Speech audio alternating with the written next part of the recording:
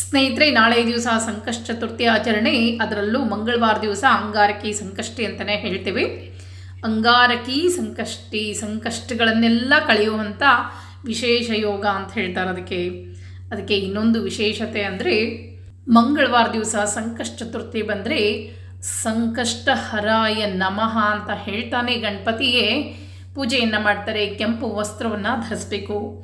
ಆ ದಿನ ಗಣಪತಿ ಪೂಜೆಯನ್ನು ಮಾಡಬೇಕಾದ್ರೆ ಈಗಾಗಲೇ ಸಮಯವನ್ನು ಕೂಡ ನಾನು ನಿಮಗೆ ತಿಳಿಸ್ಕೊಟ್ಟೇನಿ. ಆ ಸಮಯದಲ್ಲಿ ಕೆಂಪು ವಸ್ತ್ರವನ್ನು ಧರಿಸಿಕೊಂಡು ಪೂಜೆಯನ್ನು ಮಾಡೋದ್ರಿಂದ ನಮ್ಮ ಎಲ್ಲ ಸಂಕಷ್ಟಗಳು ದೂರ ಆಗ್ತದೆ. ಮಂಗಳವಾರ ದಿವಸ ಸಂಕಷ್ಟ ಚತುರ್ಥಿ ಬಂದರೆ ಬಹಳಷ್ಟು ಅದಕ್ಕೊಂದು ಶಕ್ತಿ ಇರ್ತದೆ. ಅಂಗಾರಕ ಸಂಕಷ್ಟಿ, ಅಂಗಾರಕಿ ಅಂತಂದರೆ ಎಂತಹ ಕಲ್ಲಿನಂತಹ ಕಠಿಣವಾದಂಥ ನಮ್ಮ ದುಃಖಗಳು ದೂರ ಆಗ್ತದಂತ. ಅದಕ್ಕಾಗಿ ನಾಳೆ ದಿವಸ ಅಂಗಾರಕ ಸಂಕಷ್ಟಿ ಯಾವ ರೀತಿ ಆಚರಣೆ ಮಾಡಬೇಕು, ಏನೇನು ತಯಾರಿ ಮಾಡಿಕೊಳ್ಬೇಕು, ಪೂರ್ಣ ವಿವರವಾಗಿ ತಿಳಿಸ್ಕೊಡ್ತೀನಿ. ಶಾಸ್ತ್ರೋಕ್ತವಾಗಿ ಮಂತ್ರೋಕ್ತವಾಗಿ ಪೂಜೆಯನ್ನು ಸರಿಯಾದ ರೀತಿಯಲ್ಲಿ ಮಾಡಿರಿ, ಪೂರ್ಣ ಫಲಪ್ರಾಪ್ತಿಯಾಗ್ತದೆ. ಬರೀ ಏನೇನು ತಯಾರಿ ಮಾಡ್ಕೊಳ್ಬೇಕು, ಯಾವ ರೀತಿ ಪೂಜೆಯನ್ನು ಮಾಡಬೇಕು, ಸಂಕಲ್ಪ ಏನು ಮಾಡಬೇಕು ತಿಳಿಸ್ಕೊಡ್ತೀನಿ ಅಂತ. ಮುಟ್ಟಾದವರು ಮಾಡ್ಲಿಕ್ಕೆ ಬರೋದಿಲ್ಲ. ಭಾಳ ಮಂದಿ ಮುಟ್ಟಾಗೇವಿ ಮಾಡ್ಬೋದಾ ಅಂತ ಕೇಳಿದ್ರಿ. ಮುಟ್ಟಾದವ್ರಿಗೆ ಮಾಡ್ಲಿಕ್ಕೆ ಬರೋದಿಲ್ಲ. ನಿಮ್ಮದು 5ನೇ ದಿವಸ ಇದ್ದರೆ ಮಾತ್ರ ಮಾಡಲಿಕ್ಕೆ ಬರ್ತದೆ. ಇಲ್ದಿದ್ರೆ ಈ ಮುಟ್ಟಾದವರು ಅದು ಮಾಡಲಿಕ್ಕೆ ಬರೋದಿಲ್ಲ. ದಯವಿಟ್ಟು ಆ ಪ್ರಶ್ನೆಯನ್ನು ಮತ್ತೆ ಕೇಳಬೇಡ್ರಿ. ಏನೇನು ತಯಾರಿ ಮಾಡ್ಕೋಬೇಕು ಅಂತ ತೋರಿಸ್ತೀನಿ ನೋಡ್ರಿ. ಸಂಕಷ್ಟ ಚತುರ್ಥಿಗೆ ಗಣಪತಿ ವಿಗ್ರಹ ಬೇಕು. ನಿಮ್ಮ ಮನೆಯಲ್ಲಿ ಗಣಪತಿ ವಿಗ್ರಹ ಇಲ್ಲ ಅಂದರೆ ಅದು ಅಡಿಕೆ ಬೆಟ್ಟ ಸಹ ಇಡ್ಬೋದು. ಇಲ್ಲ ಅಂದರೆ ಒಂದು ಫೋಟೋವನ್ನು ಇಟ್ಟು ಪೂಜೆಯನ್ನು ಮಾಡ್ಬೋದು. ಇನ್ನು ಗಣಪತಿಗೆ ಇರಿಸಲಿಕ್ಕೆ ಗೆಜ್ಜೆ ವಸ್ತ್ರ 21 + 2 ಗೆಜ್ಜೆ ವಸ್ತ್ರ ಬೇಕು. ಜೊತೆಗೆ ಬಿಳಿ ಗಂಧವನ್ನು ಹಚ್ಚಿದ್ದು ಚಂದ್ರನಿಗೆ ಬೇಕು. ಅಷ್ಟಗಂಧವನ್ನು ಇಟ್ಕೊಳ್ಬೇಕು ಗಣಪತಿಗೆ ಏರಿಸಲಿಕ್ಕೆ. ಅದರಲ್ಲಿ ಒಂಚೂರು ಅರಿಶಿನ ಕುಂಕುಮ ಎಲ್ಲವನ್ನು ಹಾಕಿ ಗಂಧವನ್ನು ಜೋಡಿಸಿ ಇಟ್ಕೊಳ್ಬೇಕು. ಜೊತೆಗೆ ಪೂಜೆಗೆ ಕಲಶವನ್ನು ತುಂಬಿಟ್ಕೊಳ್ಬೇಕು. ನಂತರ ಗಣಪತಿ ಸ್ಥಾಪನೆಗೆ ಅಕ್ಕಿಯನ್ನು ಒಂದು ತಟ್ಟೆಯಲ್ಲಿ ಹಾಕಿ ಇಟ್ಕೊಳ್ಬೇಕು. ಅದರೊಳಗೆ ಗಣಪತಿಯನ್ನು ಸ್ಥಾಪನೆ ಮಾಡಬೇಕಾಗ್ತದೆ. ಅದಕ್ಕಾಗಿ ಒಂದು ತಟ್ಟೆಯಲ್ಲಿ, ಆಮೇಲೆ ನೀವು ಅದನ್ನು ಅಡುಗೆಗೆ ಬಳಸಬಹುದು. ವಿಸರ್ಜನೆ ಆದಮೇಲೆ ಸಂಕಲ್ಪಕ್ಕೆ ನೀರು ಇಟ್ಕೊಳ್ಬೇಕು. ಮತ್ತು ಗಣಪತಿಗೆ ಏರಿಸಲಿಕ್ಕೆ ಕೆಂಪು ಬೇಕೇ ಬೇಕು. ಗರಿಕೆ 21 ಗರಿಕೆ ಬೇಕು. 21 ನಾಮಗಳನ್ನ ಹೇಳ್ತಾ ಗರಿಕೆಯನ್ನು ಏರಿಸಬೇಕು. ಗಣಪತಿ ನೈವೇದ್ಯ ಕೊಬ್ಬರಿ ಬೆಲ್ಲ, ಚಂದ್ರನ ನೈವೇದ್ಯ ಸಕ್ಕರೆ. ಅಂದರೆ ಬೆಳಗ್ಗಿನ ಪೂಜೆಗೆ ಮಾತ್ರ ಇದು. ರಾತ್ರಿ ನಿಮ್ಗೆ ಅಡುಗೆ ನೈವೇದ್ಯ ಇರ್ತದೆ. ಆಮೇಲೆ ಅಷ್ಟಗಂಧವನ್ನು ಈಗಾಗಲೇ ನಾ ಹೇಳಿದೆ, ಅಷ್ಟಗಂಧವನ್ನು ಕೂಡ ಇಟ್ಕೊಳ್ಬೇಕು ಅಂಥೇಳಿ ಈ ರೀತಿಯಾಗಿ ಚಂದ್ರನ ಬರೆದು ಇಟ್ಕೊಳ್ಬೇಕು. ಚಂದ್ರನ ಪೂಜೆ ಮಾಡದೇ ಇದ್ದರೆ ಸಂಕಷ್ಟಿ ನಿಮಗೆ ಯಾವುದೇ ಫಲವನ್ನು ತಂದು ಕೊಡುವುದಿಲ್ಲ ಅಂಥೇಳಿ ನಿಮ್ಮ ಮನೆಯಲ್ಲಿ ಒಂದು ತಟ್ಟೆಯಲ್ಲಿದ್ದರೆ ತಟ್ಟೆಯಲ್ಲಿ ಬರೀರಿ, ಸಾಣಿಕಲ್ಲಿದ್ದರೆ ಸಾಣಿಕಲ್ಲಿಗೆ ಬರೀರಿ, ಅಥವಾ ನಿಮ್ಮ ಮನೆಯಲ್ಲಿ ಮಣೆ ಇದ್ದರೆ ಮಣೆ ಮೇಲೆ ಸಹ ಈ ರೀತಿಯಾಗಿ ಬರೆದು ಇಟ್ಕೊಳ್ಬೇಕು. ಆರತಿಗಳನ್ನು ಇಟ್ಕೊಳ್ಬೇಕು. ಅರಿಶಿನ ಕುಂಕುಮ ಅಕ್ಷತೆಯನ್ನು ಇಟ್ಕೊಳ್ಬೇಕು. ತುಂಡಿಲ್ಲದಂಥ ಅಕ್ಷತೆಯನ್ನು ಏರಿಸಬೇಕು. ದೇವರ ಕಟ್ಟೆ ಮೇಲೆ ರಂಗವಲ್ಲಿಯನ್ನು ಹಾಕಿ ಈ ರೀತಿಯಾಗಿ ನಾವು ಎಲ್ಲವನ್ನು ಧೂಪ ದೀಪ ನೈವೇದ್ಯ ಎಲ್ಲವನ್ನು ರೆಡಿ ಮಾಡಿ ಒಂದು ಸಲ ಈಗ ಇಟ್ಕೊಂಡ್ಬಿಡೋದು. ನಂತರ ಪೂಜೆಗೆ ಕೂತಾಗ ನಾವು ಮಧ್ಯದಲ್ಲಿ ಏಳುವಂತಹ ಪರಿಸ್ಥಿತಿ ಬರೋದಿಲ್ಲ ಅಂಥೇಳಿ ಜೋಡಿಸಿ ಇಟ್ಕೊಂಡು, ಇನ್ನು ಯಾವ ರೀತಿಯಾಗಿ ಪೂಜೆಯನ್ನು ಶುರು ಮಾಡಬೇಕು ಅಂತ ತೋರಿಸ್ತೇನೆ ಬರ್ರಿ. ಮೊದಲು ಆ ಕೆಂಪು ಅಕ್ಷತೆಯನ್ನು ಹಾಕಿ ಗಣಪತಿಯನ್ನು ಸ್ಥಾಪನೆ ಮಾಡ್ಕೊಂಡ್ಬಿಡ್ಬೇಕು. ಪ್ರಥಮವಾಗಿ ಗಣಪತಿ ಸ್ಥಾಪನೆ ಇರ್ತದೆ. ಅದಕ್ಕಾಗಿ ತಟ್ಟೆಯಲ್ಲಿ ಅಕ್ಷತೆಯನ್ನು ಹಾಕಿ ಗಣಪತಿಯನ್ನು ಕೂಡಿಸಿ ನಾವು ಏನು ಮಣಿ ಮೇಲೆ ಇಟ್ಕೊಂಡಿರ್ತೇವಲ್ಲ ಪೂಜೆ ಮಾಡಲಿಕ್ಕೆ, ಅಲ್ಲಿ ಈ ಗಣಪತಿಯನ್ನು ಸ್ಥಾಪನೆ ಮಾಡಿಬಿಡಬೇಕು. ಈ ರೀತಿಯಾಗಿ ಇಟ್ಕೊಂಡ ನಂತರ ಬಲಭಾಗದಲ್ಲಿ, ಗಣಪತಿಯ ಬಲಭಾಗದಲ್ಲಿ ನಾವು ಚಂದ್ರನನ್ನು ಇಟ್ಕೊಳ್ಬೇಕು. ಅವನನ್ನು ಕೂಡ ನಾವು ಪೂಜೆಯನ್ನು ಮಾಡಬೇಕಾಗ್ತದೆ.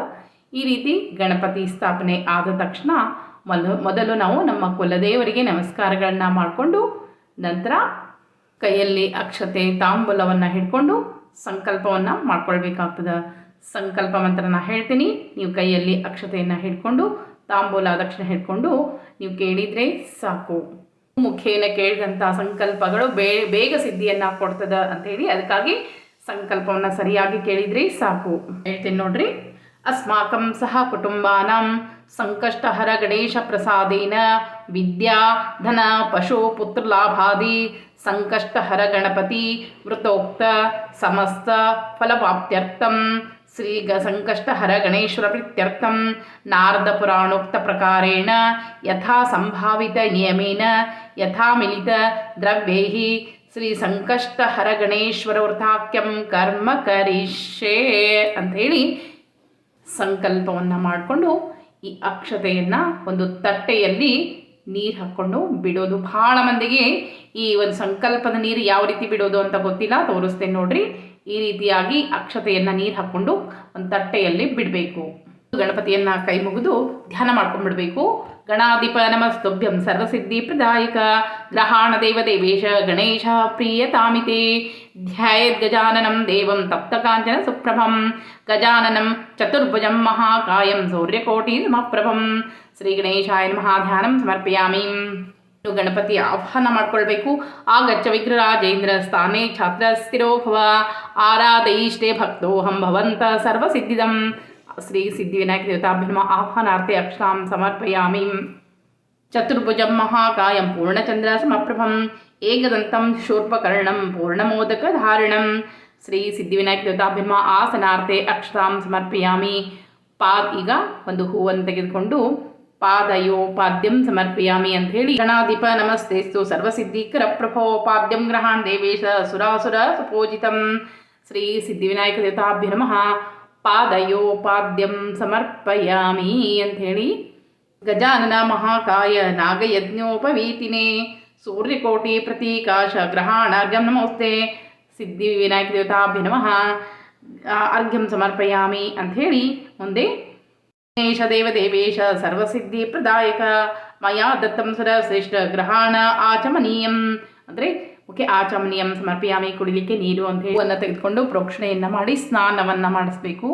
ನಂತರ ಸ್ನಾನ ಪ್ರೋಕ್ಷಣೆ ಮಾಡಿದರೆ ಸಾಕು. ನಂತರ ವರ್ಕ ಸ್ನಾನ ಅಂತಂದು ಪಂಚಾಮೃತ ಅಭಿಷೇಕ ಸ್ನಾನ ಮಾಡಿಸ್ಬೇಕು. ನಂತರ ಶುದ್ಧೋದಕ ಸ್ನಾನ ಅಂಥೇಳಿ ಗಂಗಾದಿ ಸಲಿಲ ಶುದ್ಧಂ ಸುವರ್ಣ ಕಲಶೇ ಸ್ಥಿತಂ ಸುವಾಸಿತಂ ಪರಿಮಳೈ ಸ್ಥಾಪಯಾಮಿ ಗಣೇಶ್ವರ ವಿರದಾನನಾಯ ನಮಃ.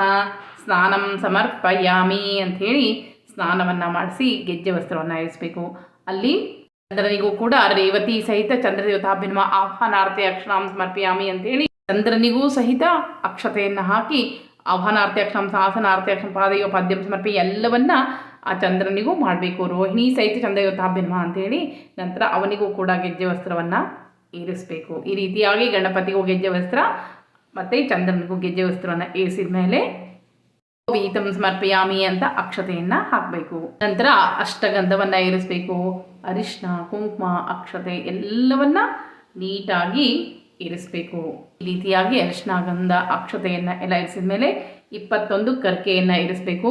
ನಾನಾ ವಿಧಾನಿ ದಿವ್ಯಾನಿ ಪುಷ್ಪಾಣಿ ಪ್ರತಿಗೃಹ್ಯತಾಂ ಉಮಾಸುತಾಯ ನಮಃ ಪುಷ್ಪೈ ಸಂಪೂಜಯಾಮಿ ಅಂಥೇಳಿ ಪುಷ್ಪವನ್ನು ಇರಿಸಿ 12 ನಾಮಗಳನ್ನು ಹೇಳ್ತಾ ಗಣಪತಿಗೆ ಹೂಗಳನ್ನು ಕೆಂಪು ಹೂಗಳನ್ನ ಇರಿಸಬೇಕು. ಓಂ ಸ್ಮುಖಾಯ ನಮಃ, ಓಂ ಏಕದಂತಾಯ ನಮಃ, ಓಂ ಕಪಿಲಾಯ ನಮಃ, ಓಂ ಗಜಕರ್ಣಾಯ ನಮಃ, ಓಂ ಲಂಬೋದರಾಯ ನಮಃ, ಓಂ ವಿಕ್ತಾಯ ನಮಃ, ಓಂ ವಿಗ್ರಹರಾಜಾಯ ನಮಃ, ಓಂ ಗಣಾಧಿಪಾಯ ನಮಃ, ಓಂ ಧೂಮ್ರಕೇತವೇ ನಮಃ, ಓಂ ಗಣಾಧ್ಯಕ್ಷಾಯ ನಮಃ, ಓಂ ಭಾಲಚಂದ್ರಾಯ ನಮಃ, ಓಂ ಗಜಾನನಾಯ ನಮಃ, ಓಂ ಸಂಕಷ್ಟಹರ ಗಣೇಶ್ವರಾಯ ನಮಃ ಅಂಥೇಳಿ 12 ನಾಮಗಳನ್ನು ಹೇಳ್ತಾ ಹೂಗಳನ್ನ ಇರಿಸಬೇಕು. ನಂತರ ಗಣಪತಿಗೆ ಧೂಪ ದೀಪ ನೈವೇದ್ಯವನ್ನು ಮಾಡ್ಕೊಳ್ಬೇಕು.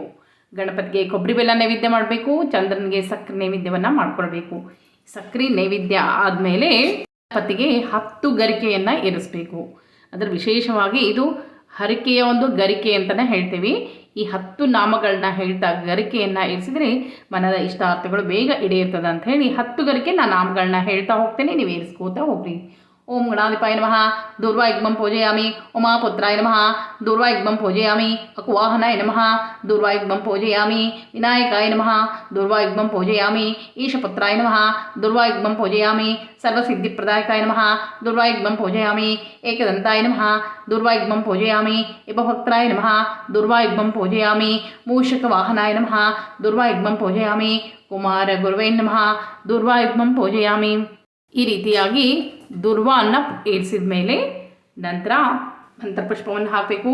ಶಕ್ರಾದಿಭಿ ಪೂಜಿತಾಯ ನಮಃ ಮಂತ್ರಪುಷ್ಪಂ ಸಮರ್ಪಯಾಮಿ. ಪ್ರದಕ್ಷಿಣ ನಮಸ್ಕಾರವನ್ನು ಮಾಡಿಕೊಳ್ಬೇಕು. ಪ್ರದಕ್ಷಿಣಾ ನಮಸ್ಕಾರ ಆದಮೇಲೆ ಮನದ ಇಷ್ಟಾರ್ಥ ಸಿದ್ಧಿಗಾಗಿ ವಿಶೇಷವಾದ ಒಂದು ಶ್ಲೋಕ ಅದ. ಆ ಶ್ಲೋಕವನ್ನು ಹೇಳ್ತಾ ನೀವು ಹರಕೆಯನ್ನು ಕಟ್ಕೊಳ್ಬೇಕು. ಹರಕೆಯನ್ನು ಕಟ್ಕೊಳ್ಳೋದು ಯಾವ ರೀತಿ ಅಂಥೇಳಿ ಮುಂದಿನ ವಿಡಿಯೋದಲ್ಲಿ ಪೂರ್ಣ ವಿವರವಾಗಿ ತಿಳಿಸ್ಕೊಡ್ತೀನಿ. ಒಂದು ಶ್ಲೋಕ ಅದ, ವಿಶೇಷವಾಗಿರುವಂಥ ಶ್ಲೋಕ ಅದ, ಅದನ್ನು ಕೂಡ ನಾನು ನಿಮಗೆ ಹಾಕ್ತೀನಿ. ಯಾಕಂದರೆ ನಂಗೆ ಸ್ವಲ್ಪ ಸಮಯದ ಅಭಾವದ ಈಗ ನಾ ಪೂಜಾ ತಯಾರಿ ತೋರಿಸ್ಬಿಟ್ರೆ ನಿಮಗೆಲ್ಲ ಪೂಜಾ ತಯಾರಿ ಮಾಡ್ಕೊಳ್ತೀರಿ ಅಂಥೇಳಿ ಪೂಜಾ ತಯಾರಿ ತೋರಿಸ್ಕೊಟ್ಟೀನಿ. ಇನ್ನೂ ಮಧ್ಯಾಹ್ನ ಸ್ವಲ್ಪ ಸಮಯ ಸಿಗ್ತದೆ, ಆ ಸಮಯದಲ್ಲಿ ನಾನು ನಿಮಗೆ ಯಾವ ರೀತಿ ಮುಡುಪನ್ನು ಕಟ್ಕೊಳ್ಬೇಕು, ಒಂದು ವಿಶೇಷವಾದ ಶ್ಲೋಕ ಯಾವುದು, ಯಾಕಂದರೆ ನಾನು ಶ್ಲೋಕ ಕೂಡ ಬರೆದು ಹಾಕಬೇಕು ನಿಮಗೆ. ಅದಕ್ಕಾಗಿ ಇನ್ನು ಮುಂದಿನ ವಿಡಿಯೋದಲ್ಲಿ ಶ್ಲೋಕವನ್ನು ಹೇಳ್ಕೊಡ್ತೀನಿ. ಮತ್ತೆ ಮುಂದಿನ ವಿಡಿಯೋದಲ್ಲಿ ಸಿಗ್ತೀನಿ. ನಮಸ್ಕಾರ.